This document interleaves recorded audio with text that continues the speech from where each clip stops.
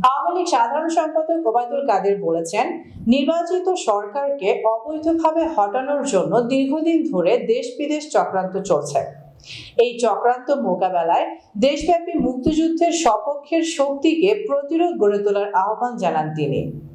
ওবায়দুল কাদের আরো বলেন, নির্বাচন ও গণতান্ত্রিক ব্যবস্থাকে ধ্বংস করতে পায়তারা করছে একটি চক্র। মঙ্গলবার রাজধানীর বঙ্গবন্ধু অ্যাভিনিউতে আওয়ামী লীগের কেন্দ্রীয় কার্যালয়ে প্রচারপত্র বিতরণ কার্যক্রমের উদ্বোধন করেন দলের সাধারণ সম্পাদক ওবায়দুল কাদের।